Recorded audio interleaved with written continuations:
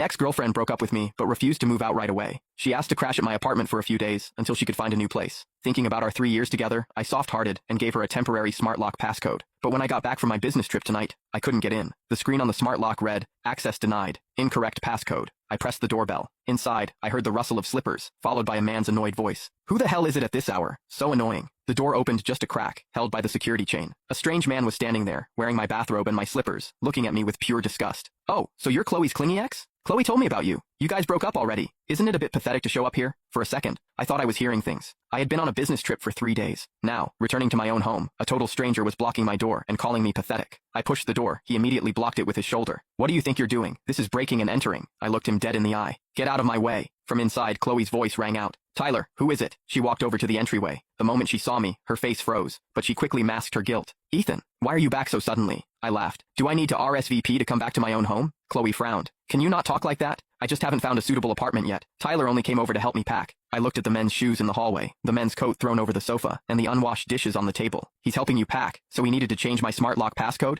Tyler jumped in immediately. "Your lock? Chloe lives here, and I'm her boyfriend. What's wrong with me being here?" I ignored him and looked straight at Chloe. "I let you stay because you promised it would be 5 days max. The rules were clear. No guests, no lock changes, and don't touch my study." She avoided my gaze. "Tyler is only staying for 1 night. Then why is he wearing my slippers?" Tyler's face darkened. "All right, that's enough. You're a grown man. Being this petty over slippers after a breakup? No wonder Chloe dumped you." I pulled out my phone and called the building manager. "Marcus, someone changed the lock on my apartment. Please come up with security right now." Tyler sneered. "Stop pretending you own this place." Chloe whispered. "Ethan, stop making a scene. You're only making me lose what little respect I had left for you." Those words were colder than the draft coming from the hallway. 4 years of relationship, and in the end, she stood beside a guy she barely knew, painting me as a bitter stalker. The building security and local police arrived almost at the same time. Since I didn't have the physical deed on me, I showed them my ID and the digital ownership registration on my building's resident app. But Chloe lied straight to their faces, claiming this was a post-breakup property dispute and that Tyler was just here to help her. Tyler was an even better actor. "Officer, I don't want to be rude, but he just can't let her go. He showed up tonight completely out of his mind." The officers looked at us. Then at the time, it was already past 10 p.m. They ordered both sides to bring full legal documentation to the precinct the next morning to verify ownership, and warned us not to escalate the conflict tonight. Before leaving, I looked at Chloe. "Tomorrow at 10 a.m., I'm coming back with the building management. You both better be packed and gone." Chloe said nothing. Tyler stood inside the doorway, giving me a smug, arrogant smile. "Sure, see you tomorrow."